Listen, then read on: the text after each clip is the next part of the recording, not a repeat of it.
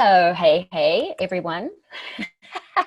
Today we have the incredible Zubz, and should I say the last letter, or should I say the last letter? Zubz, because you are the hip hop star, what do you think? What is it, baby? You know, I say last. I also say last. It just depends what mode I'm in. When I'm in MC mode, a last could come out there. You're a performer yourself. Sometimes you just catch yourself saying, past instead of past. No, that never happens. Glass instead of So glass. where does the last letter come from? Where does that come from in your name? Basically, so I've been called Zubz since I was like 5, 6 years old already. Actually, when I started going to school, so it couldn't have been 5, so it was probably like 6 or 7. It's one of those where, because my full name is Ndoboningi, it was cut down to Ndabs, and then Dabs evolved to Zabs, and then Zabs evolved to Zubz, And then because Zubz was spelled with an S at the end in the beginning, I was like, it looks weird with an S. So I changed the A from Dabs to Ndabs with a U, and then the S at the end to a Z. So it's like, yo, how do you spell Zubz? I'm like, yo, it's with the last letter at the end. It's a Z at the end, last letter, right? So the last letter is a Z, and it just became Zubz, the last letter is a Z, and then Zubz, the last letter. But yeah, that's really all it is. There's nothing deeper than that. You literally have an entire show that you could write, or a song on that entire title right there. Probably, yeah. I don't know how exciting the song would be. I mean, I used to have a friend of mine in Cape Town who used to say Zubz should be like an acronym. ZUBZ, right? Standing for, Zimbabwean artist, underground MC, born in Zambia. That's the Z, the U, the B, and the Z. But I was like, bro, I mean, as true as that is just not the case. That's not how. So tell us, Zubz, like, over this entire time, I think kids are really battling. We know that.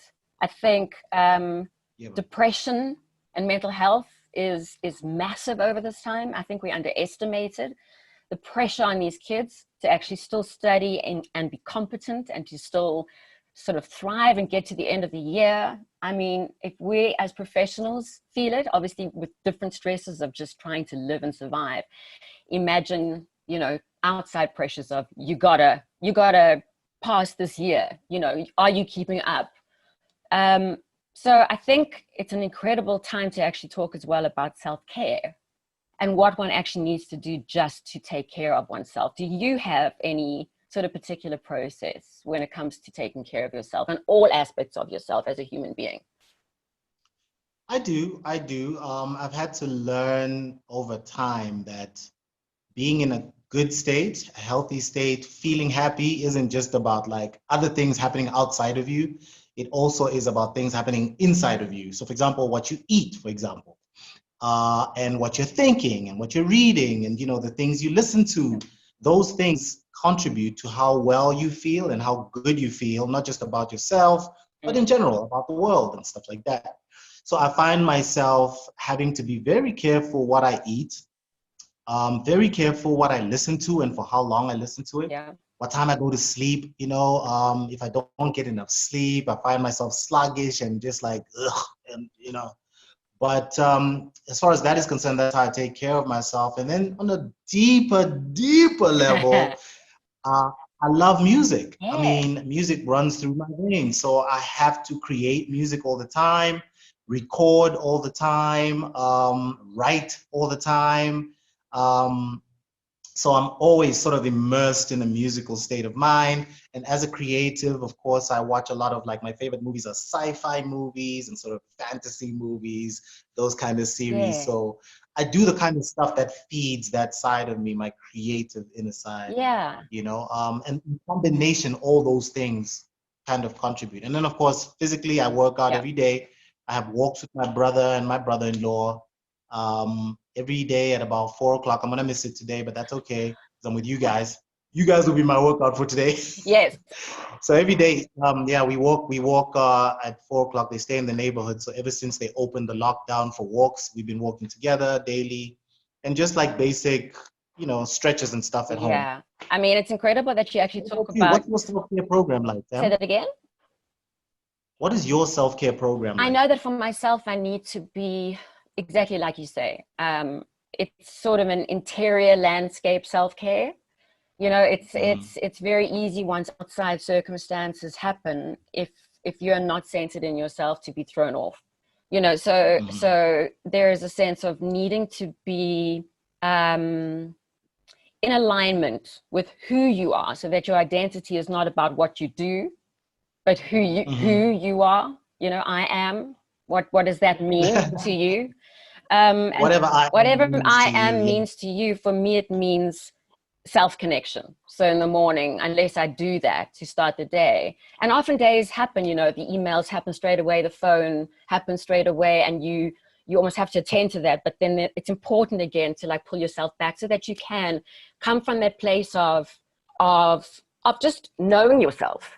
I think that's the most, if I had to speak to the youth, so speaking to youth, it would be, obviously experience of this comes as you grow older. But if you could at least start knowing yourself, essentially who you are, so that at this point, you know what I mean? It is so helpful. It's so helpful. I 100% agree. I think it's so weird. You get to know yourself more over time, and that changes as well as you grow and develop and change. So constantly touching base with finding out who you are and what you're about. You can start from the level, okay, I was born here, I live here, I'm this, I'm that, and then try to go deeper and deeper, and then maybe keep checking every so often. Because getting to know yourself, I think, is the first step to getting to really care about yourself. That's right? it. That's and once you really care about yourself, then you can start doing things that will show you that you love yourself, right? And then it kind of builds steadily off that. Yes. But trust me, young people, just like older people, we constantly have to keep checking to see who we are at any given moment. Because we're constantly evolving over time. Exactly. And you are not the same person you were yesterday. And I think that's the other thing, is being open to the fact that your mind needs to be open, and you can change it and change how you think and be open to that. New belief systems. So every day updating who you are, what you think. And I think exactly what you said, when you learn to love yourself based on that you know yourself, that builds self-esteem. And then self-confidence comes from your ability 100%. To accomplish things. And that builds self-esteem. And then self-esteem helps your self-confidence. And it's almost like this beautiful cycle that happens. And the more you jump in, the more comfortable and capable you get. 100%. It feeds into each other, you know? I mean, you mightn't have thought you were the kind of person who could study for exams in the space of a home just by yourself until now, when you realize that maybe I must just try it out and see if I have it in me to do that. And then you find out you've got the resources within yourself, not only to do that, but to do even more than that, you know? And that's what I find interesting about this time. I mean, at first I was like, oh man, I can't imagine being in this time and having to study for tests and stuff like that or whatever. But the more I thought about it, the more I realized this might be a good way of learning more about myself and finding out if I can overcome this challenge and getting to know a different version of myself. And I think that could be pretty exciting. I think so. There's two layers of thought here. You can think, and certainly in the beginning parts of lockdown, isolation is used in prisons, right? Solitary confinement. You can see it as an absolute punishment, the lack of human connection, the lack of human touch, the lack of human stimulation. And then on the opposite school of thought is all the wisdom traditions talk about going inward, introspection, you know, vow of silence, being still, meditating, contemplating. So it's just a difference in mindset. You can see it like a punishment, or you can see it as a way of growing, you know. And I think creativity for me is something that has helped me in moments of depression. And what I realize as well is if I start my morning by writing morning pages, so it's almost like a journal, that's is immediately connecting to who you are right away. You very quickly get to the depth of stuff before the day has begun. And there are certain insights that have almost been downloaded to you while you're sleeping, you know, that you can go, oh, there's an insight there, and there's an insight there. That writing almost then leads to creativity. It's an interesting concept to explore in writing or in a show or how do you create? What's your process of creativity? Do you need people or do you need to be on your own? Do you know what I mean? What inspires you? Oh, you're asking me that now. I thought you're still expanding on the morning pages and the artist. I did. Is that, unmute yourself, babe. What was that? Sorry, I didn't catch that. There you go. Perfect. That was perfect. For a second. Yes, somebody was trying to call me, and sorry, I've had to use my phone today. I know, right? It's been, we kind of freestyle our way through COVID. So I've had to take my computer side and use my phone. My process, it's always collaborative when it comes to creating songs. But when it comes to stuff like you said about morning pages, that's just me. So me, I still use a pen and I use a paper, and I literally just, whatever comes to my mind, I write it down. And that's that. You know, what will become of it will become of it. I never really know where I'm going with it. It'll go where it goes, okay? And sometimes that idea is sparked by like a movie I might be watching, or a scene, a conversation I might have had earlier that day, a song that I might have heard or something like that. And then it just kind of sparks the process. And I go into the zone where I just let my wrist go wild and the paper just dictate what happens, right? Right. The other process is like with songwriting, it's very collaborative. So there's usually either a reason to write the song or somebody who has like music that they've composed and they would like accompaniment in terms of lyrical accompaniment or maybe words to go with a melody and stuff like that. In which case then it's a back and forth thing where the person who starts the process sends it over to somebody else, i.e. me, and then I put my contribution and I send it over to somebody else, and then it keeps on back and forth like that. Eventually, you start to see a song coming out of that. Now, it might mean that you have to keep going back and redoing things, rejigging, reworking, but eventually, once it comes down to like the recording phase and the release phase, it's gone through a very sort of systematic process of this one's contribution, that one's contribution, this one's contribution, tweaking, chiseling out. Like, we all have created this thing, and then everybody gets to hear it and it has my name on it, which is ridiculous, right? Because so many people will have contributed to it and then it just has one name on it. But that's kind of the creation process from my side. And I find it to be very, you know, cathartic. It's like release, you know? There are things inside of you you didn't know you had inside of you until someone else brings them out of you. Right.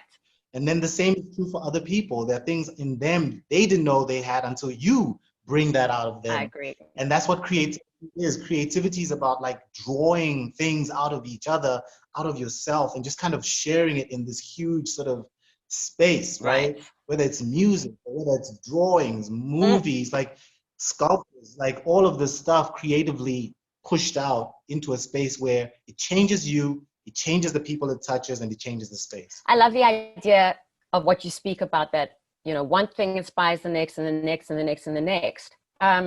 Because it ends up, like you say, at the end, you look at this project that you've collaborated on and you don't know whose idea was what. It almost just ends up being this beautiful work of art that you all have contributed to, but it's made it better because you've collaborated. I think that's the other thing about this time that I've realized is it's not about me. You know, and our industry can be like that. And maybe for other people out there, the youth as well, thinking, what's next for me? I can say networking, and that means in a positive way, not your typical, you know, parties networking. I'm talking reaching out, you know, linking in with people, seeing what that person has to offer, seeing how you can help them. It's this beautiful sense of the we that creates something incredible. I watched a podcast between Maya Angelou and Dave Chappelle, and it's called Iconoclasts, breaking down the icon. Beautiful. I don't know if you've seen it, but he is incredible to me because he is a comedian. He turns things on, you know, turns things a little slight left of center, makes you look at things differently, but is so informed, so knowledgeable. And what he speaks about, he is intelligent beyond. He sees the world in a particular way and allows you to see it and laugh. She obviously is a legend in her own right, always has been her entire life. the fact that their processes were so different, like she says, she goes to this room, she shuts down completely, she has to almost get rid of people, get rid of what's happened in the day, and channel something flowing through her. And he speaks about creativity happens, you can't in a vacuum. It has to happen around people. It's a collaborative thing, you know? Right. So exactly that of balancing, you know, what comes through you and then linking in with other people. And I see Sonolo is here now. Yeah, I'm sorry about that, guys. I don't know how much I missed. Just said it's okay. But I'm good now. Your connection, yeah. If it flips off again, I'll just carry on. But what I did want you to share was just your, you know, Sonolo has quite a personal story about sort of mental health over this time and how creativity has helped him. Mm-hmm. And I would love it if you could just share a little bit about that, Sonolo, just for the people listening as well, how important creative arts is. Okay. So basically, I was diagnosed with depression back in 2017, and then didn't take any medication, didn't go for therapy. And then sometime last year, I decided to go back to therapy. And that's when I, you know, started going for therapy, started taking medication. And that's how sort of like I've been able to beat this thing. It's not completely beaten. It's a daily struggle to fight this. But yeah, this year was hectic for me because I'm a freelancer. I'm an artist, yes, but I also work as a freelancer. I teach as a freelancer, and kids were not in schools. And if kids are not in schools, I don't have work. And if I don't have work, I'm not getting paid, you know. So it was quite hectic in that regard. But one thing that has helped me through that as well is also with my writing. You know, there's a time where somebody's in a very dark place, and the content that they write is very dark, you know. And I used to write a lot like that till I got to a point I was like, is this really helping me? Am I getting, you know, is this helping me cope with what I'm going through? And it wasn't, you know. So my work has shifted in such a way that I get inspiration from positive stuff. Yeah, just getting inspiration from positive stuff and not just writing about dark, twisted stuff. You know, so that's how the arts for me have worked in my favor. And that's why I guess we want to drive this expressive arts thing, because arts can do so much more than just entertain people. We are literally influencing people with our talents, which is the beauty of it. Beautiful. Thank you for sharing that, because it's true. You know, we sort of are, if we can be brave enough, and I think anything takes bravery. If you're going to be brave enough to share yourself, and oftentimes through your art, you know, you have to be sort of vulnerable.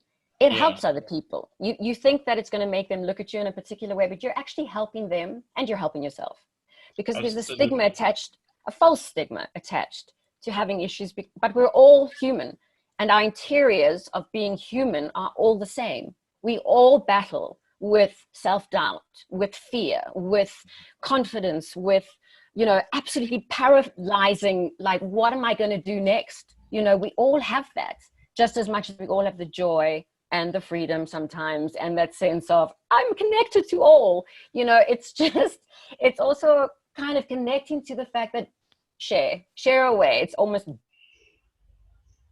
Zubz, how was your, you know, growing up? What was your background like? Let's go back to your childhood, just because I often think that people see the end product of this amazing artist and they don't see the struggles and how you started, what you went through, all the transformations. So let's go back to childhood. Where were you born? What was your growing up like, your family life, all that?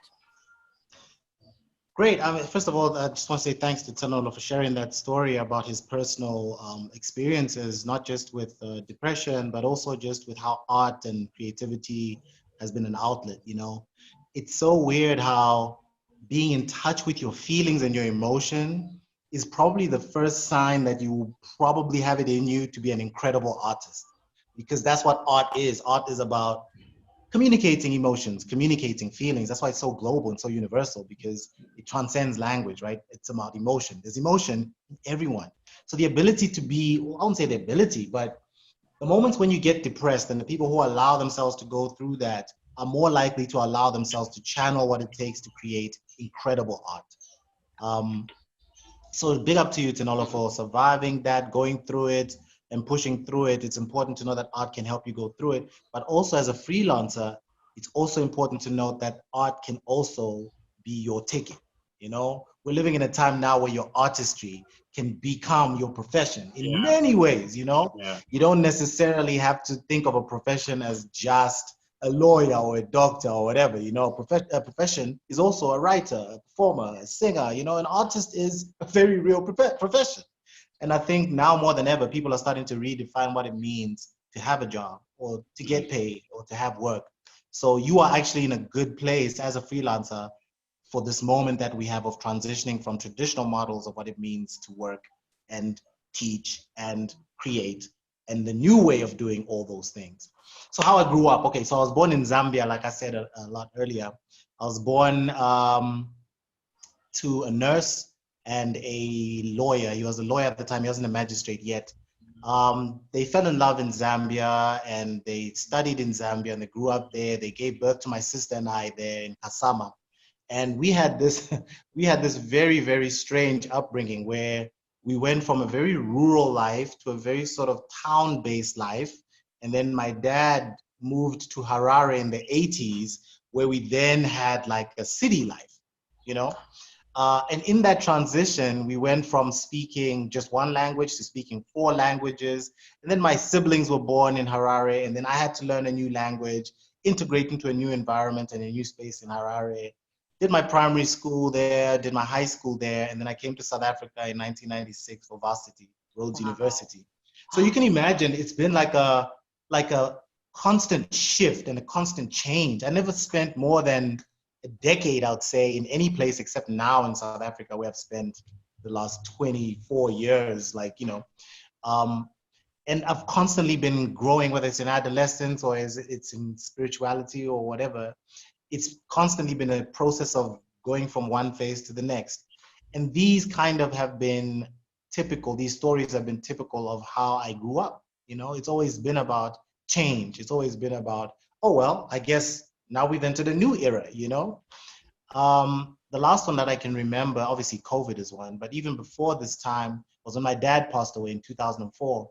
That was also when I released my first album, Listeners Digest. And it literally was the beginning of like my previous life, and the end of my previous life and the beginning of my new life. New life as a professional rap artist, but also new life as a guy who'd all his life known his dad to be around, and now his dad isn't, you know? So every time we go home as family, and now my family they're based in the US. So now every time we are like family gatherings mean people from the US, people from Zim, people from South Africa, gathering in Zambia, going into the city, and then going into the rural areas, and only there having like a family gathering, you know? The rest happens online. So that's kind of been my I've tried my best to kind of give you a snapshot of how I grew up. But and sure, I hope it kind of illuminates in a way. It does. It kind of like just shows also the impact and the influence of so many different kinds of communities and countries and cultures and on you and informing. 100%. What was it like to move to South Africa in 1996? What a time to do that and then go to varsity. It was, Sam, let me tell you, it was a huge shift for me. It was a very huge shift. I mean, there were so many things that I wasn't used to that I had to become used to overnight. I mean, I grew up very conservative in how I was brought up. I was brought up in a very strict, religious Christian home where, I mean, the first rap songs I ever wrote were Christian rap songs, believe it or not, you know? And all we ever knew was like the Bible way of being raised, right? So here I come to South Africa, I go to Rhodes University. For the first time in my life, I have this freedom, right? Where I can do what I want. I can drink, I can smoke, I can hang out with girls until late at night. It was like, what? So it was a huge culture shock. And then of course there was the new languages, there was just the new people, because Rhodes University had people from all over the world, everybody just mishmash all over in one little spot. And that melting pot of cultures and ideas and feelings just allowed me to grow into myself more. I started to know at Rhodes on campus when I came to South Africa who I truly wanted to become, you know? And by the time I graduated in 99, I was clear I was gonna be a rapper. I was clear I was gonna be in Joburg. It was clear to me what my path had in store. I was going to be an accountant before I went to university. And then I became a rapper in Johannesburg. Oh, is there somebody else who wanted to be an accountant? No, Sonola also studied. I mean, you guys, the amount of people that I know that have studied. Hey, Sonola, what you studied at varsity as well? Initially, I studied microbiology. So I did biological sciences. And then now I'm studying a BSc in maths and statistics. Right. Exactly. Writing is, you know, sorry, I think Zubz, you just said that, you know, you started, your first album was released in 2004. So I can imagine you did not start then, but just that your album was released then, you know. At the time, Squatter Camp was big. Pro was getting in the game. And these people are rapping in vernacular. And I can imagine most of your work in English and all that. Now, wasn't that scary though? Yeah, I mean, it was, I don't know about scary. It wasn't scary. It was different. And at the time, being part of hip hop culture at the time was very sort of fringe, you know, because Kwaito was massive. You know, Kwaito was like that was the culture. That was the music right there, you know. And so hip hop was very much on the fringes. And then hip hop in English, worse. Because then if you're rapping in English, it was worse. Now you're fringe of the fringe of the fringe. Because then it's like, yeah, you definitely represent those American type yo-yos. You're not part of who we are, you know?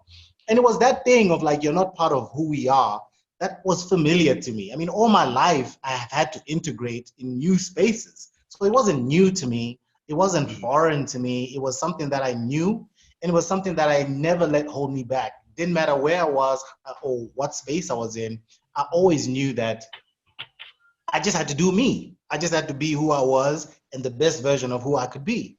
And at the time, obviously, my most proficient language, as it still is even now, was English. So I was never going to try and rap in Zulu or Shona, which is what they speak in Zim, or Nyanja, which is what they speak in Zambia. I was never going to try and do that in Joburg. Like, what was it going to do with that? You know, so I never felt disadvantaged at all.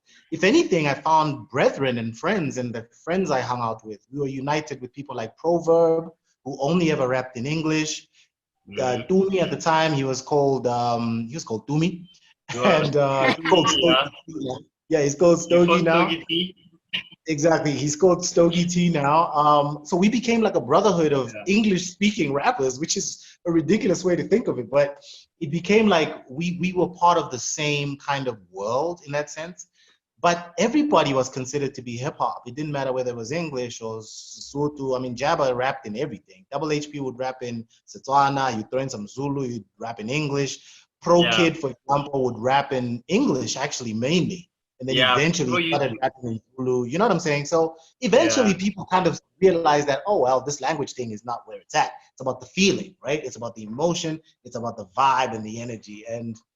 And yeah, and I think now no one really cares what language you're rapping in. They just care about how it feels and what the mood is. You have Japanese rappers with joints that are just amazing, right? You have cats who are rapping in Luo, for example, and people are just feeling it, you know? So yeah, that's the beauty of hip hop, man. It just embraces everybody and says, welcome to the culture.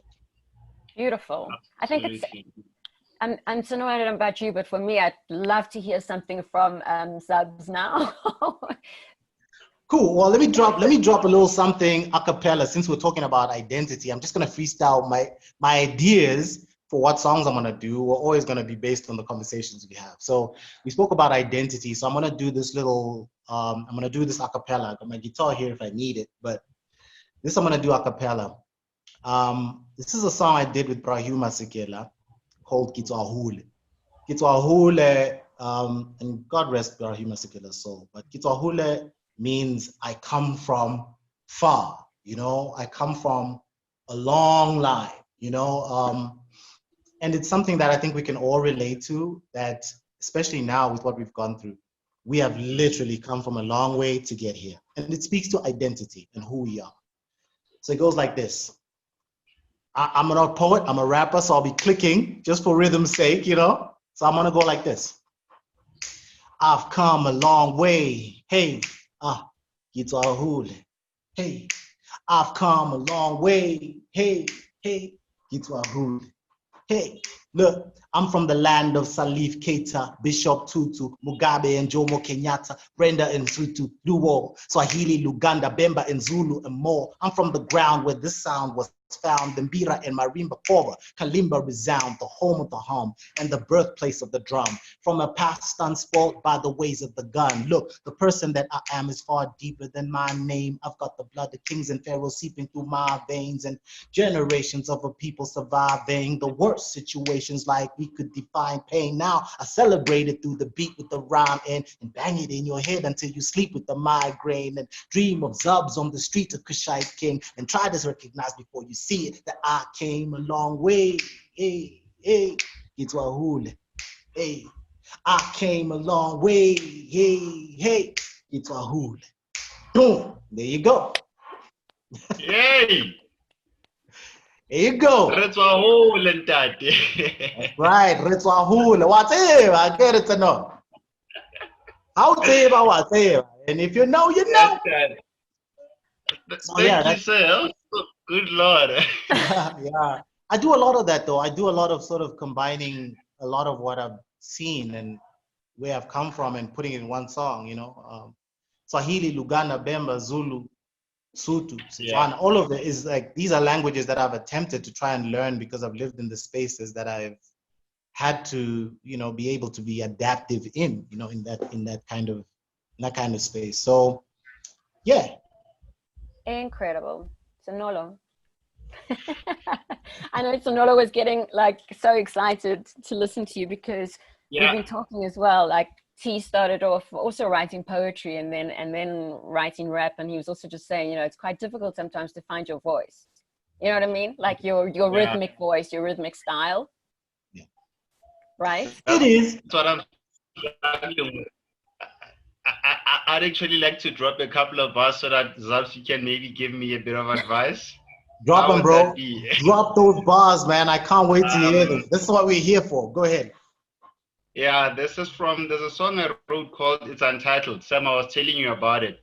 So it's my influences are hip hop and metal. So it's a bit of a trap metal. So perfect. So yeah. So this is the first part. So I rap predominantly in English and Sotho. So okay. Thinking you're like a jab. I'm gunning straight for your jugular. Straight to your face, I'm not angular. Special, my flow is not regular. Pain train with the flow like Mazani, like a tiny Spani. That's like the first verse. I love it. I love it. I could already hear the music. It was already doing this to me, man. I was already feeling that vibe. I was, especially in the middle part where you're using sort of like the multi-syllables. Yes, angular, jugular. I was like, okay. That's writing right there. That was beautiful. Thank you. So yeah, as Sam was saying, I'm struggling to find my voice as a poet and also as a rapper. You know, how does that happen? What are the things that one needs to practice if they want to be able to be on their A game? Because I mean, it's a tough world. The hip hop game, it's as diverse as it is, people can also be quite rejected. It's a very, you're right, Sonolo, it's a very vicious world, man, in terms of competitively. The thing about art in general is that it's got two dimensions, really. There's the dimension of it being a sport, a competitive sport. That's kind of where the industry is built. That's where the money is, the performances, the shows, the crowds, fans, all of that, right? That's the competitive sports side of it. And then there's the slightly more artistic, therapeutic, you're more of a griot, you know, you're more of sort of like a storyteller vocation almost, you know? So I think the first thing you need to ask yourself, Tenolo, as an artist is, which one am I going to be? Am I going to be the guy who's going to engage in the competitive sport of art, you know? And if I'm going to be in the competitive sport of art, right? How am I going to ensure that I can play in the same arena and the same field as other competitors? And how am I going to carve my own lane? And how am I going to run that lane and win gold, right? Because that's the competitive nature of the sport. Hip hop is like that. All other creative industries in that sport are like that. But this other side, Zanolo, where you're more of like a storyteller, where you're more of like a healer, where you're more of like an artist for artist's sake, right? That space, bro, you are free to do and be whatever you like. You can find yourself there, explore yourself there, grow yourself there, share yourself there, share others there. You can do whatever you like in this space. That's the beauty of creative art. And in this space, there are no rules, man. You can do whatever you like, however you like, whenever you like, you know? So I think that's step one. Decide, am I going to be this guy who's going to try and figure out a way to carve a lane, run the lane, get gold? Or am I going to be this guy who's going to figure out a way to make my music or my art impactful, or whatever I create, my writings impactful? As far as poetry and rap are concerned, it almost kind of plays in the same divisions. Poets are slightly less likely to be in the competitive sport area. They're more likely to be in the slightly more artistic, expressive, you know, healer kind of vocation space, right? And I feel like that's one difference. The other difference is that with poetry, there isn't the rigidity of rap. Rap is about bars. It's about sitting inside of a beat, you know, it's about a rhythm. And it's also got its rules, right? Hip hop has its rules that it abides by. Poetry, less so. Poetry, you can go prose all the way. You don't have to rhyme. You don't have to have monosyllabic like verses. You know, you don't have to confine to any sort of, or conform really to any sort of best practice industry standards. So that's the thing. That's the differences. Similarity wise, it's about expressing yourself ultimately at the end of the day, being true to who you are as Tenolo. We don't want to hear Ja Rule. We don't want to hear Jabba. We don't want to hear Pro Kid. We want to hear Tenolo. You know what I mean? And both hip hop and poetry require that of you. It's about capturing people's emotions and feelings, imagination and thoughts using using language. Sorry, it doesn't have to be English. Using language and using the power of language to evoke those feelings and emotions and create those ideas in people's heads. So poetry and hip hop or rap do that really, really well together. So those are the similarities and differences from what I can tell. Wonderful. Yeah. So I mean, when it comes to you, Tanola, where would you, in terms of it being a sport and it being something you do for, you know, the art of it, where would you put yourself in that space? Definitely for the art of it. I love teaching kids, so that's where my passion lies, you know. But there's one thing I'm able to write, and as a writer, especially coming into hip hop, I want every line to land, you know. I want every line to have an impact. So I'm more of doing it for the art instead of just wanting to get on the spotlight and run with it and all that. So I'm a storyteller. I just love telling stories, and I think that's where I am. Beautiful. You know what I'd like to do, Tenol, is I want to point you to a dude I met a few years ago. He's an incredible guy. He's from the US, but his name is Dr. Chris Emdin. Chris Emdin, E-M-D-I-N. He's an MC really at heart and a poet, but he's also an educator. He's literally a professor. Like this guy, he's a college professor, you know? He writes books. He's got this campaign called Hip Hop Ed. And he's like you in a sense. You know, he reminds me a lot of what you're saying right now. He believes in hip hop, he believes in poetry, he's about that life, but he also wants to teach. He's got a passion for educating. And I think you would learn a lot from that dude. So check him out and see how he rolls. There's so many things you could learn from that cat. That is incredible. Sonora, yes. He seems like he's frozen. He's frozen, maybe. But he can at least hear. Yeah, he can. Yeah, he'll get the recording. It's like almost what you're saying as well. I mean, I love your practical advice, and then I also love the fact that you're talking intentionality. Really, tension is everything, right? Sometimes you think that you are, as long as you are absolutely, like you say, channeling the art of your in you, and you're channeling the storytelling, and you're expressing yourself from an honest place. And you're hoping that it's going to reach people more for the impact than for the fame, then sometimes the very opposite, the very thing that you're actually, probably your ego would wish for, which is fame, comes to you, just simply because your intention is bigger than yourself. Do you know what I mean? And when you are talking in wisdom and you're talking from a place of helping and healing, the universe responds to that, gives you every opportunity. The other thing I would like to say is that I know, you know, the best way to get better is to just do it. So every open mic session that you can go to, do it. Every sort of like, you know, club that you might be able to go to and just stand up on a stage, or every time you can just share stuff, so that you get better, you get more confidence, and it also like you figure out, oh, this is what's working. This is me. That's when I'm in my zone. This is happening, but it only comes from doing, and stopping to worry about what other people think. It really 100%. comes from, you know. That's so true. And it's funny because the more you do it, the more comfortable you are doing it, and the easier it becomes to do, right?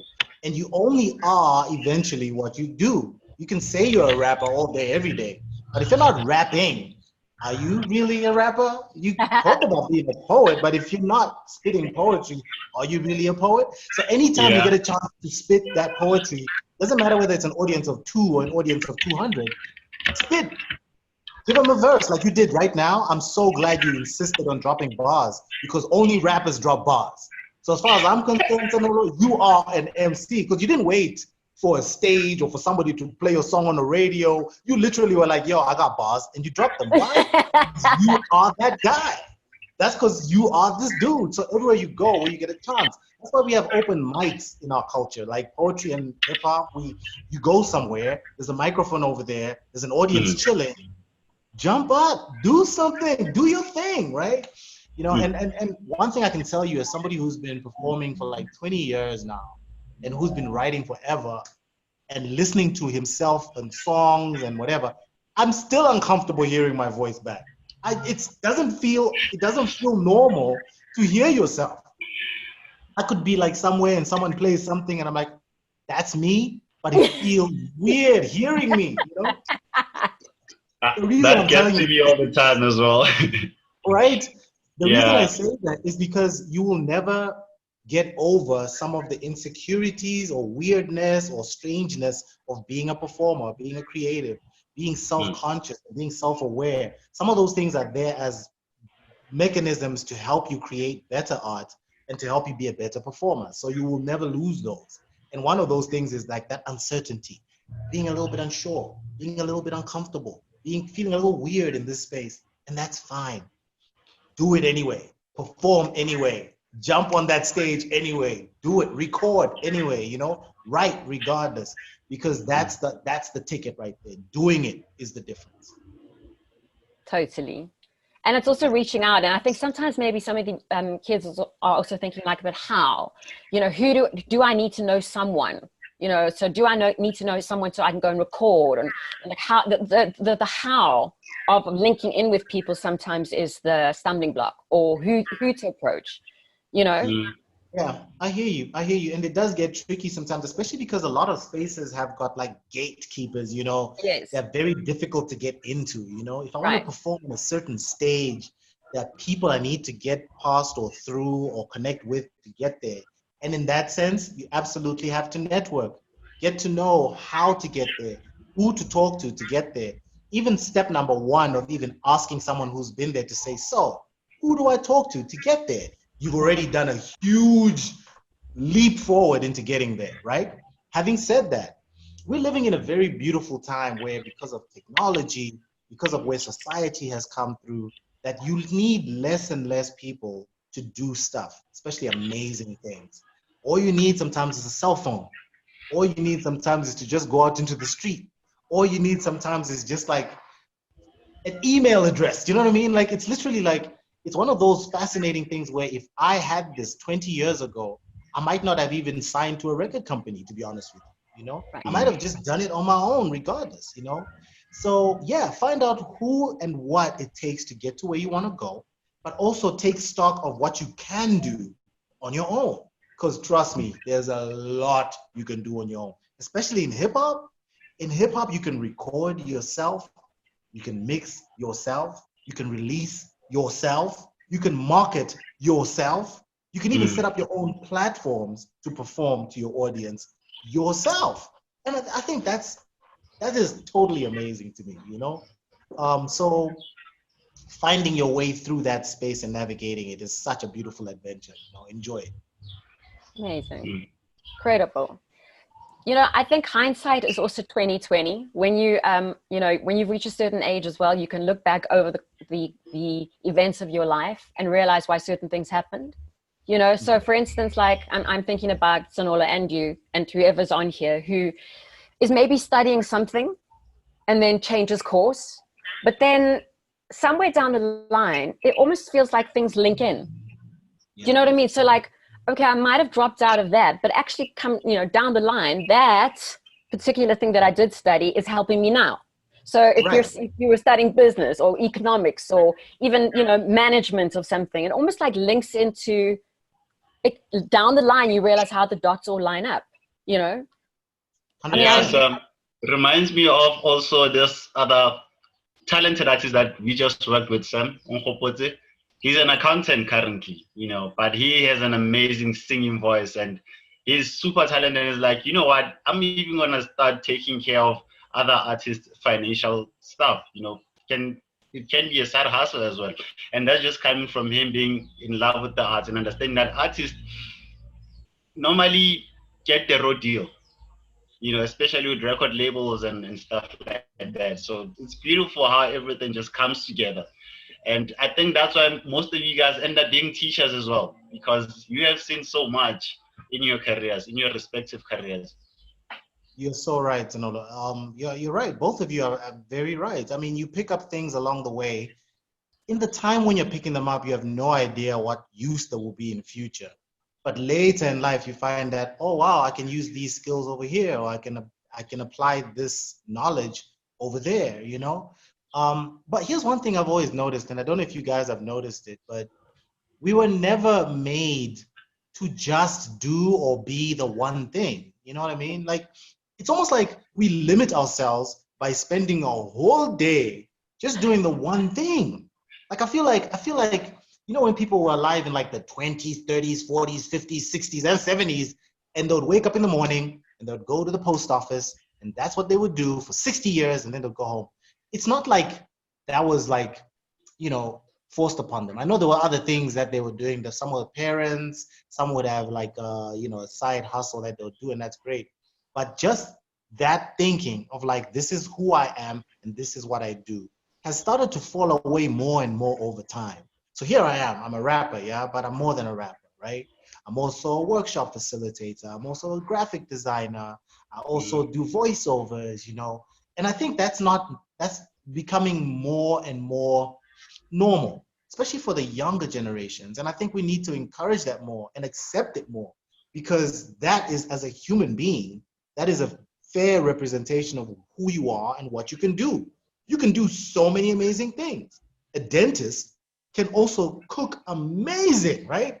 This guy is amazing in the kitchen. He makes the most amazing chow you've ever chowed, but he's a dentist, right? Why can't he then have an online cooking show? An online cooking show that he can monetize, he can grow into like some kind of, you know, online project. Maybe he can write a book on cooking and recipes, then he becomes an author as well. He's a dentist who's a cook and an author, and you know what I'm saying? So yes.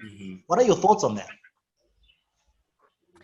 I agree. I mean, it's that whole thing you talk about multi-intelligences. You know, we're more than one thing. And to be able to, I think the path to self-mastery is finding all of those places in yourself and reclaiming lost parts of yourself that maybe you let go, that were with you when you were a child and you were somehow told that it wasn't important to do, or it hasn't have a place in business or life, or you need to concentrate solely on, you know, exactly what the curriculum is for school now.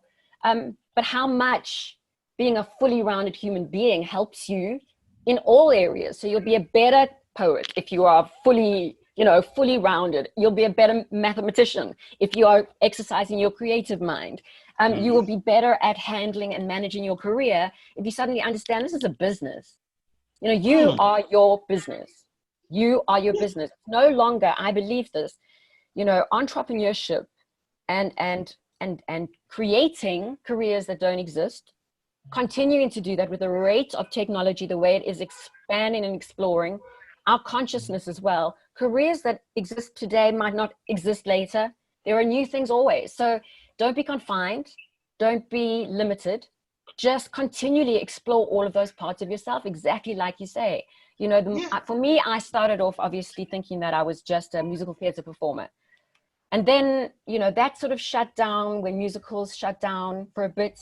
And then it went into corporate theater entertainment. And then I began producing corporate theater entertainment. And then it went to, oh my God, but I actually started teaching kids. And then I realized how I love working with youth. And then realizing when I'm working with youth, I spend half the session actually psychologizing them before they can get ready to actually do the work. Oh my gosh, I'm going to now be a life coach. Okay, so life coaching, teaching expressive arts, it all links up. It all links up. So really you would never know that.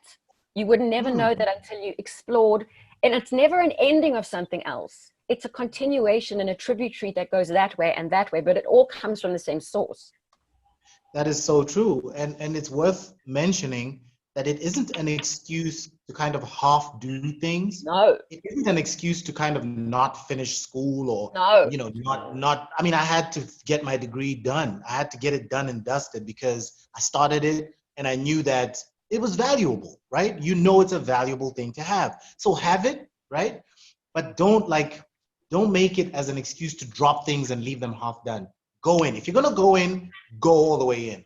That's why it's so important to know what it is that you are about, what it is you love, what it is you enjoy. Because otherwise, if it's something that somebody else is asking you to do, chances are you won't get it done to the level that it needs to be done at, you know? And I will never, ever encourage any artists or creatives to forego a decent education platform before they grow their creative platform. Because listen, I don't care whether it's COVID season or what, you have to have a solid educational base. From there, you can build just about anything else that you want to build. That is non-negotiable, you know? Where you choose to take it to then depends on whatever it is you want to do. Once you've built that base, that will be on you. But the base itself, you've got to get that. So get that done, and then start to build from there. And open it up, build to wherever your heart takes you to, and see how far you can take it. Beautiful. I love that.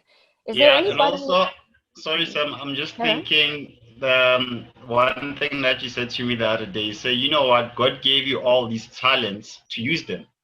You know, so we have, if you are blessed with 2 or 3 things that you are really good at and you can do to the best of your ability, it's a blessing, you know. So picking one over the other is quite unfair because you have these beautiful gifts that you can use to, you know, I'm more for impacting people's lives.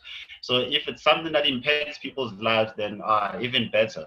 But if there's more than, you know, one thing that you can do, by all means. That is fantastic, Tanolo. At the heart of everything we do, whether it's like a traditional profession or whether it's slightly more of like a creative expression, at the heart of all those things are people, you know? So when Tanolo says that I like connecting with people and I like impacting people, that is literally where everything needs to start from. That is the foundation of where all effort, I believe, needs to come from. Because there's no point in you creating something in a vacuum, right? I mean, why are you going to create for nobody? You're going to create so that it is enjoyed. Even if it's only enjoyed by a few people in a smaller space, it's still being enjoyed. And who knows, because if it's art, it'll probably outlive you. Who knows who it'll touch in the future? It could touch people 100 years from now, right? It's the same thing with, like, you know, a lawyer. A lawyer is out here doing what they do, an advocate at a case, whatever. Who knows what that is going to lead to as like a knock-on effect in the person's life or somebody else who's sitting in like the courtroom or whatever. Like, all these things are people-centric.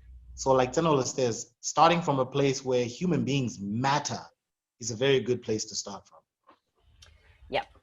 So tell me, I think as well, I mean, you know, values, I think it also starts from what you hold dear, you know, values, ethics, integrity. If I think about when I first met you, Zubz, I was amazed, first of all, at just, you know, you were coming, it was a corporate event and you had to learn all sorts of other people's music. And I know a lot of artists who won't. you know, artists who will only do their own work, and it's almost like beneath them to do something else. But you were game. You jumped right in. And then the ballet charity that you were, you know, working on, and what you brought to it, and fully prepared, great ethics, great integrity. So the other thing is, if you are wanting to bring your full self to something, start with what matters most and give it your all. Determine what your values are, so that even if you don't have the practical stuff, you know who you are, and you can at least be on time. You can at least be disciplined. You can at least be counted on to show up. You can at least be, you know, do you understand what I'm saying? It's like, hold those things important to you, so that then when opportunities present themselves, you are ready and people can trust you to follow through. So it's like values. What are important values to you? You know, I think personally and professionally. I mean, just. I think values are very important, Sammy. I think some of the things that we hold dear, we don't choose. They're kind of instilled in us from when we're really, really young. So we're born into a space where these values are kind of drummed into you. You didn't choose to have that as a value. So for example, with me right now, I'm grown, you know, I'm a grown man, right? But I still see older people as like parents. Like I see them as like worthy of reverence, and you cannot just approach an older person like you would approach your friend or whatever, you know? And that is a value that was instilled in me from a tiny, tiny little age where I didn't even have a choice. That was what I was told, you know? But things like keeping to your word, things like when you say you're gonna do something, do it. When you are gonna do something, do it really, really well. Those are things that I've had to teach myself over time, because I've seen that to not do them results in an outcome that I don't want. You know what I mean? So if I don't rehearse, chances are the show is going to be terrible. So I'll rehearse, and eventually that becomes part of my value structure. So when I commit. Otherwise, it doesn't work out really good for me. So the point is this: understand the kind of values that are instilled in you that you didn't choose. Decide whether or not those values are worth keeping, because there is a process where you can slowly get rid of those. And then pick the kind of values for yourself that work for you, you know, that serve your highest interest. And your highest interest is about when are you at your best, so that you are affecting people around you better. You know what I mean? That's how I would at least define you being at your best. You are feeling great, and the people around you feel great to have you around, you know? So work towards the kind of values that bring you there. And what you will find, which is why I found you, Sam, is that people who share those values will gravitate towards you, and you will find each other in the world. You guys will nurture each other. You'll grow each other like coals. You know what they say about coals? A coal on its own is just gonna fade away. But together, these coals burn together. And that's the thing. When you guys have shared values, all of you believe in starting on time. Then therefore, everybody starts on time. All of you believe in getting it done to perfection. And when it's done, you're like, wow, that is amazing, right? And everybody kind of follows through, you know? So I think values are definitely a big deal for me. And I'm really glad that they brought me to you, Sam. And now everybody else, thanks to you. So I appreciate it. Exactly. And you are the most humble person ever. I mean, and even when you read Zubz's bio, I mean, it's like this short. And it actually that's like this, and like Sonola says, you have to struggle to find him. So let's talk about what you're actually doing right now. So let's talk about your podcast. Let's talk about your, you know, your other business ventures, and also your voiceover stuff. Let's talk all of it. So, you know, I alluded to you guys earlier on when I said that there are so many things that a human being has the capability for. And I realized with me, for example, like I have a voiceover type voice, so I can use that for my, you know, for my extra streams of income. I studied a BCom in information systems, which is pretty much tech stuff, just using technology and building information systems in businesses. So I set up a business that does just that. It just basically identifies what information systems tool to use to help you reach your goal. So if all you need is email in your company, we help you set up the email. But if you need an app, we help you get the app done. If you need a bot, we help you get the bot done, you know? And only because I like that kind of stuff, you know? So I do that because I love it, and because, again, another extra stream of income. And then I also have my podcast thing, which is something I set up a few years ago with a friend of mine I met in the voiceover space. His name is Chilu Lembo, also born in Zambia. One of the leading voices of Africa, really. Chilu's voice is like the voice of the continent, you know. And I realized that he's, like me, he's very passionate about conversations that have got to do with people across the continent who are doing really excellent things across the globe, you know. So we decided we're just going to sit down with these folks, have a conversation with them, whether it's an hour long or 20 minutes long, whatever, and then we just put it out, you know? So that's what we're doing, you know, and that's what the podcast is. That's the long and short. I mean, it hasn't brought in any income streams yet. We're literally just doing it because we love it, you know? But there has been potential for people to plug in with some very lucrative offers. It's just that, you know, you have to be careful how you position yourself in that space. So that's kind of what I'm doing right now. And of course, just regular human being things, you know, just being an uncle to my nephews and nieces, being a husband to my wife, being a brother and a son to the family, you know, and all those kind of things.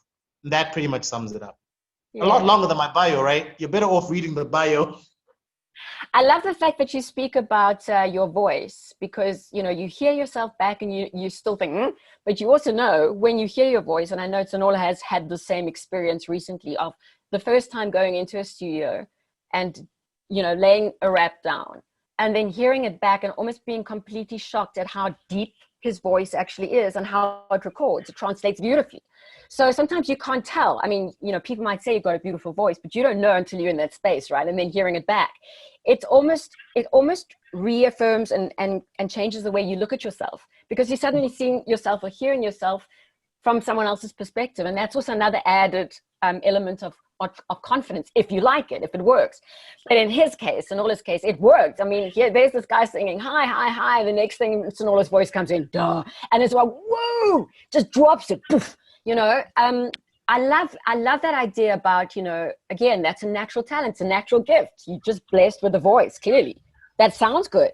It's got lovely timbres and textures and, you know. Exactly. And the thing is about the voiceover space, you're right. I mean, there's a natural element to it, which is great. But the voiceover space is so brutal in its feedback, you know. Yes. You are not special out there. You are a voice. You don't write the copy you're going to read. You are just here as the vocal talent. Read what's on the page and express it the way we'd like you to express it, you know?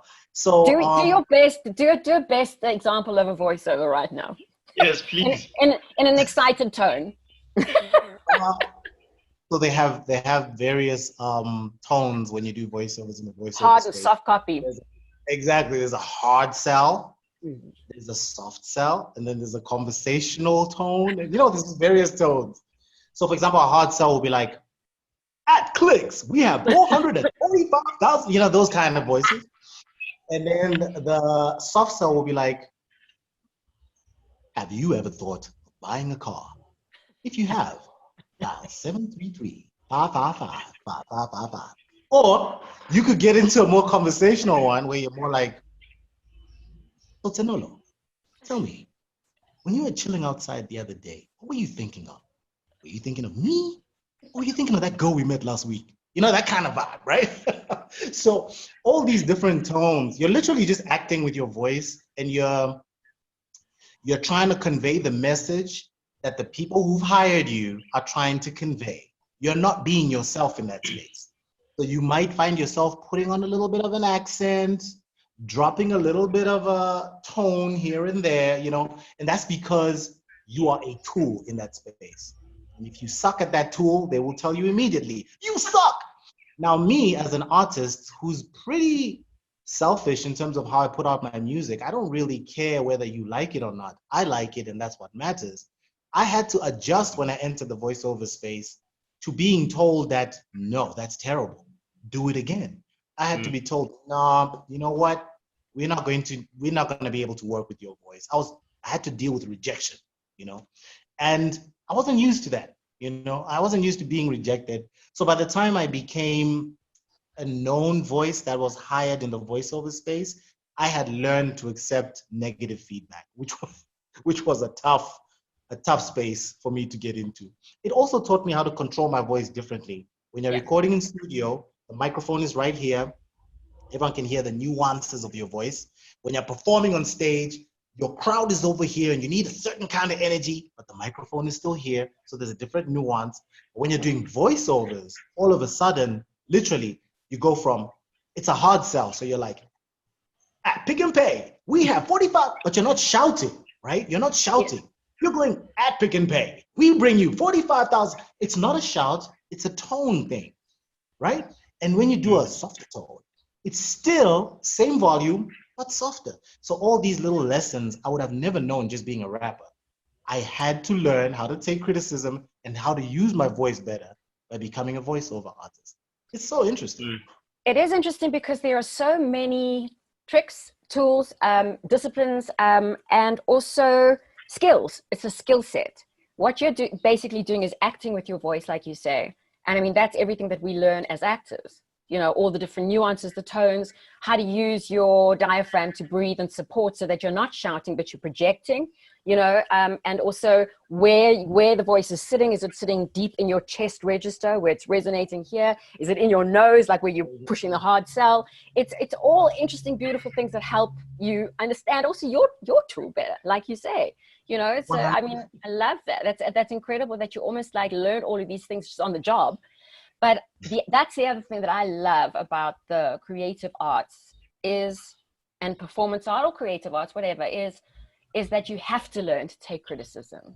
You have to, and look, if someone is a sucky person who crits your stuff in a bad way that has absolutely no value, then, you know, choose if you want to listen to that person or not. You know, would you go to that particular person for advice? Would you? If not, then don't listen. But if it is constructive criticism that enables you to grow, take it, grab it. That's a skill also to be able to learn to do. And I think being in the artistic space helps you do that, because it's hard because you're selling yourself. You're not just a banker who's like submitting a work, you know, it could be right or wrong. You're actually putting yourself out there as a human being. So you can feel very sensitive about it, but the skill of being able to listen, have an open mind, to take on, you know, advice, to make yourself better. That's another life skill that I think is invaluable to learn in life. You know, keep that open mind and continue 100%. To learn people around you. And that's true, and that's a skill set, or it is a skill actually that will help you nurture and grow other skills. No one wants to be told when they don't perform well. No one wants to be given negative criticism. No one wants to be told they suck, really, you know. But in order for you to grow and in order for you to do things better and become better as an artist, you need to be told when it's not working. You need to be told when, yeah, that line that you just wrote there doesn't sit well with the others, or it sounds terrible to the ear, you know, or maybe you should switch the tone up. And if you don't have honest people around you that will tell you that stuff, you will struggle. And if you yourself personally think everything you do is amazing and no matter what anyone says, it's amazing, you know, you will struggle. And if you're so like, you know, soft and easily offended that you will take everything personally, you will struggle. But all these things you learn by throwing yourself in. Throw yourself in and just do it. You'll figure it out and it'll become second nature eventually. Before we go, hopefully across to something else that I would love you to share with us, if you've got something else to share, I want to say like the funniest thing, and this to say this to all the people listening as well.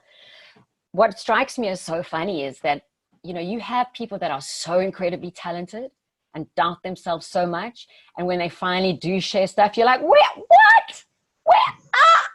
And then you have people that are so nowhere and they're confident as anything and they're pushing it down your throat. And it's like, huh? So it takes a self-awareness as well. That's incredible. Exactly, Sam. I mean, I saw this quote where they were saying, you know, people with half your talent are making waves just by the confidence that they have. I think one thing also, Sam, that we encounter as well is the imposter syndrome, you know. Yes. I know personally I suffer with that, where I'm like, I think they want to realize that I'm not really good at this. You know, they want to realize that, hey, I'm not even qualified to do this, you know. So that's just one thing. We have like something at the that tells you they want to catch you. or for They being a lost your fraud, even when Yes. you're the real deal. So it's quite, yeah. Imposter Yeah, you syndrome. know, the funny thing about imposter syndrome is that I think everyone feels it, especially in the beginning phases. Everyone feels it to an extent where they're like, am I really the guy? Like, you sure you want me to do this thing? Because I know better people who will do it than me, right? But the thing about it is when you're doing something, yeah, and it's done, you've done it. And when you've done it to the point where people call you back to do it again, and they start paying you money to do it, I think you can safely believe you're that guy. You know what I mean? Especially when like you did earlier, you just drop bars. I think it's safe to say you're the guy who drops bars. What do we call the guy who drops bars?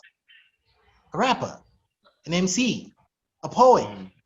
I mean, you can call yourself something else if you want. That's on you. But from where we sit, that looks like bars to us, and you look like a rapper to us. So imposter syndrome is one thing that I feel we can all get over by just taking a step back and seeing what we're doing and calling it what it is. You are that.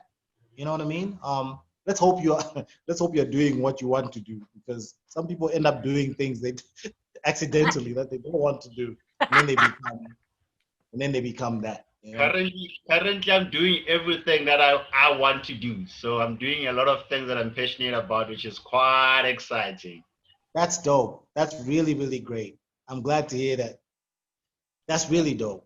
Keep doing those things, man. The more you do them, the less like an imposter you will feel in that space. The more you will feel like, yeah, man, this is who I am. Exactly. I think that imposter thing as well is sometimes we forget like we said again, you're gifted with natural gifts. Things just come easily to you, and sometimes when they come easily, you think, but I can't be good because I haven't worked at this or I haven't studied it. But you actually know more than the people that have been slogging away and maybe just don't have the natural ability for it, right? Internet, what's going on?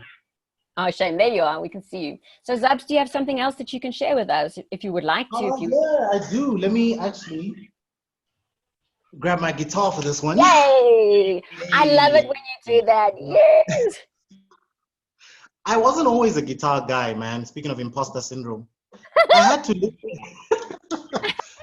literally just like pick up the guitar and start playing it publicly. Can you hear this at all? Yes. Yeah. Can you hear that? Yep. I started playing guitar and just was like, yo, let me just do it, you know? Let me just go out there and perform, even publicly. Like, I'm gonna learn in front of everybody. I don't care if I sound terrible or if I suck, you know? Now I'm out here like playing guitar, and it's now functional. I don't think too much about whether I should be playing. It's about what I should be playing, you know? And I think that's what all guitarists should feel like, you know? It's a tool to play, you know? An accompaniment tool. So that's what I'm going to use for this one. Look at your beautiful segue, as you are just so natural as you're underscoring your own self-talking into the next lead, and look at you. Thank you, Sammy. I've had to learn to do this, but this song is called Handiende. It's a favorite of many, right? Every time I do a performance of any kind, I have to do this song because of what it means to people. It's pretty self-explanatory, so it goes like this. A marriage is a sacred sacrament. I took the vow to carry us a love that's adamant, still could get sour. I look at our kids and it's like Judas is in me, kissing you in Gethsemane. You gave me a beautiful family. I wish that you'd understand me and feel my pain. The love I have for her is different, but still the same. When I make love to you, it's thoughts of her that fill my brain. But when I'm with her, you're on my mind. It's real insane. Wait, I never kissed her, but deep down I wished her. Every second I'm with you, all I do is I miss her. I know that this could get ugly, and cause you love me as much as I trust you, you know what you must do. And the end, oh, and the end. Zamara wandiudza pandimire chaipo ipo, chaipo ipo, chaipo ipo, and the end. Wait, I don't believe it. In fact, I don't agree with this. You saying you won't leave and it's for the sake of the 3 kids? I think your reason is aimed at making me grievous. It hurts enough for me, just make it easier and please just leave. Let's go on, back to where you call home. The life we had for so long is ruined, now it's all gone. I'm so wrong for you, it feels painful. It's not a physical relation, but it's still unfaithful, and I'm grateful for the times we shared. I'm prepared to have you take the kids. You find me here. I love you way too much to creep, and that's that. But I love her way too much to cheat. And the end, and the end, and the end. Samara wanduza pandimire chaibo ibo, chaibo ibo, chaibo ibo. And the end.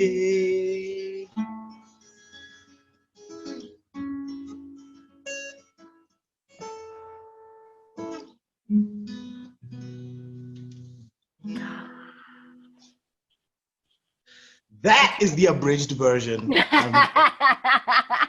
I'm throwing shoes at you. Throwing shoes at me. You're amazing, Zubz. As long as they're not tomatoes, man. If you're not throwing tomatoes. Shoes are good things, right? Shoes mean, yeah, get on with your bad self. You know, roses, you know. That was a good thing. That's beautiful. I love it when you play the guitar. And I love that so much. I just love the idea of playing guitar, rapping, and then singing the chorus. I love that so much. I don't know why. The guitar is like an extension. For, you know, it's like the cello. Some people love the cello, like the sound. It's almost like a human voice. But the guitar for me, I don't know why. I just love it so much. It adds texture and color. I just love it so much. Me too. A guitar it's especially an acoustic guitar. You don't need to plug it in. You don't need to worry about tech. It's no fuss, no mess. You can travel around with it. You can do some rhythm things, you know what I mean? You can do some melody things. And I like to use the finger style more than the strumming style. So you can really kind of... percussive kind of stuff. Yeah. Walk around. Let me show you real quick. So if I wanted to, because as a rapper, if I just wanted rhythm, so I'd go something like...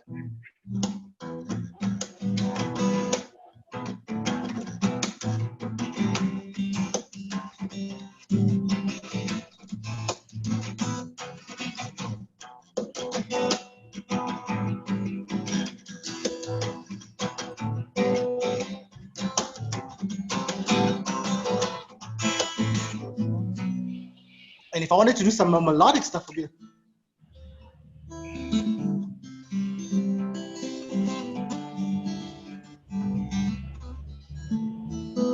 I don't know if you can hear it properly on the phone, we can. It's basically just so versatile as an instrument. Yeah. To be able to have rhythm and melody and rap is, for me, it's perfect. You know what I mean? It just means that I don't have to call my guitarist and say, Chad, I need you at 2 p.m. in Velkom. I just need to just go to Velkom. You know what I mean? Just get my guitar, drive to Velkom, it's done, you know? Amazing.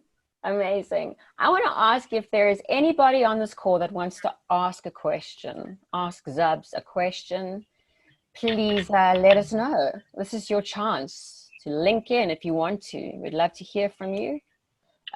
Because we are running out of time, so we're 4:25. We've had an amazing session with you, Zubz. You've been so incredible with your sharing, your patience. I mean, this actually is quite exhausting. Do you feel like you've done a performance? I feel like you have.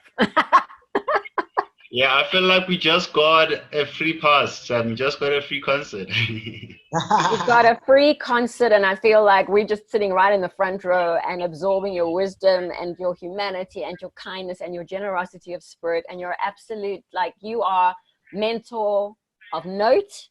I think, you know, your journey for me feels like, I don't know, you just keep growing. Every time I see you become this beautiful, even more embodied human being. I look forward to continuing our journey and our association with each other, because we know, like, these things happen and you link in, we link in, you know, and our purpose and intentions are so similar in so many ways. So thank you so much for those beautiful, kind words. I should have Vula Mehlo happen to me once a week, just for what it's doing to my ego right now. I'm feeling really good. I should be like, yo, man, I'm feeling down right now. Vula Mehlo, talk to me. Talk to me. No, man, listen, I've really enjoyed I'm thinking, can we charge for that service? Listen, if you're going to be this good to people, you could charge whatever you want. People will pay you whatever your asking price is. If you leave them feeling this good, I'm telling you, you can charge. Dude. Does anyone want to ask a question from Zubz while we still have him before we close off? Clifford, do you want to say something? Because you always do have an interesting take on stuff as well.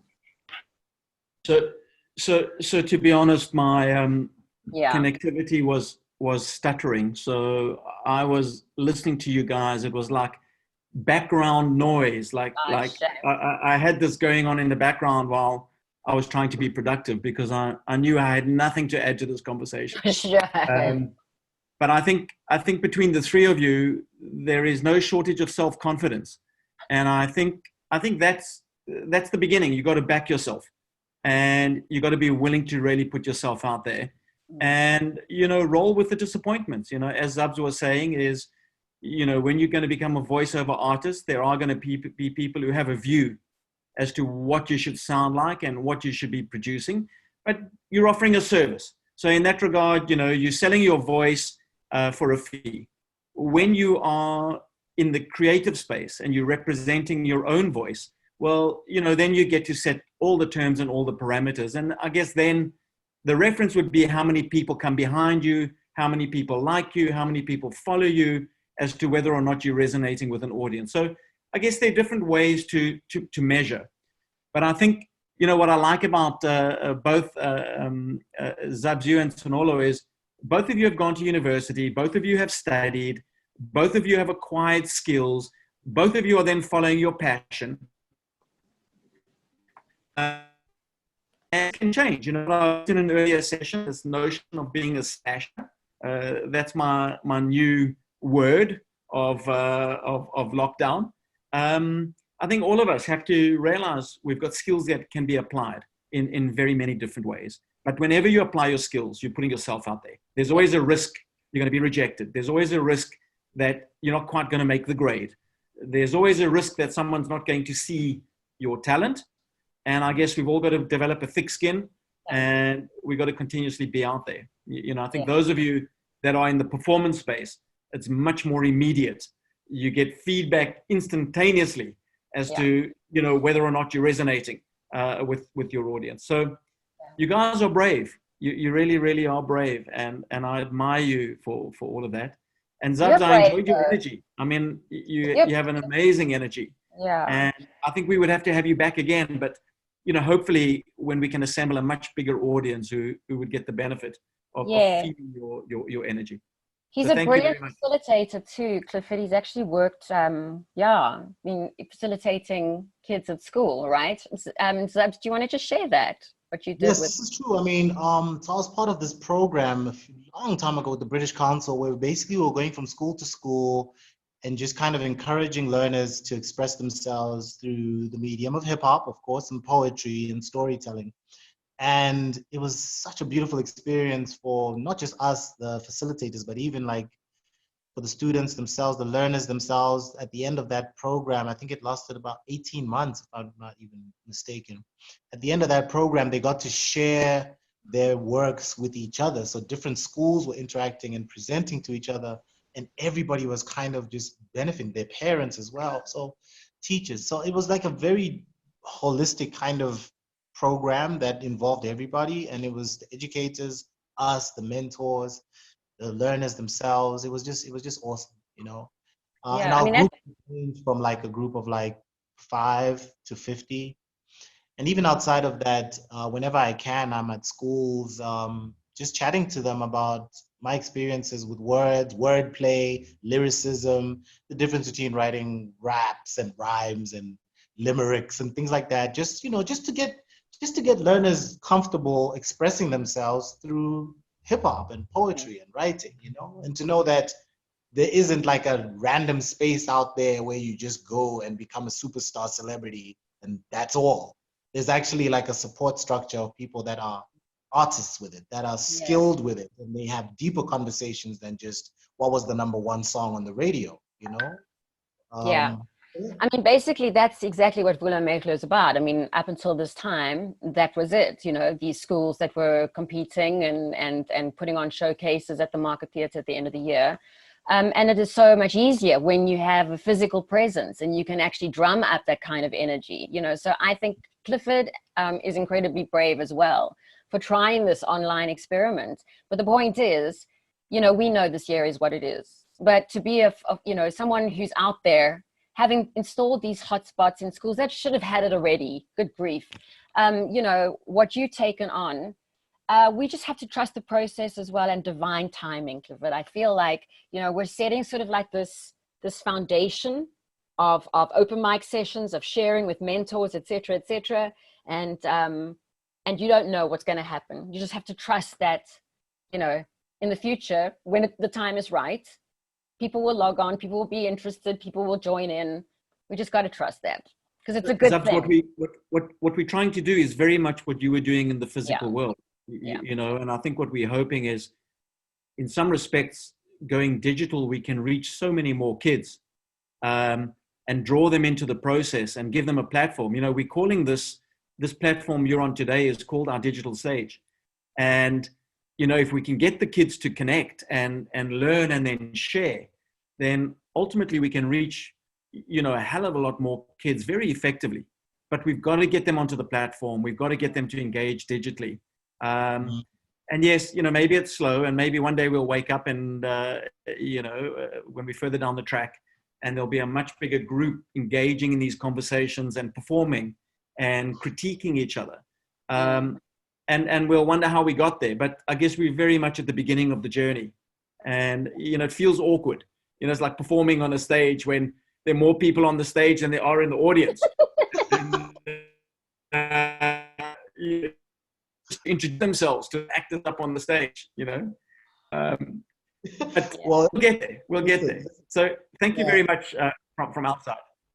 No, it's a pleasure, Clifford. And don't worry about it. I mean, you know, as a performer, you start out by performing for just your mom and maybe a dog in the house and a goldfish. So for me, this is not new. And when it's the beginning of something, it's exciting to watch it and be a part of it, because once it grows and blossoms into what it's going to be, like I know your platform will, you can always look back to these days and say, I remember the days back in the days when this platform began.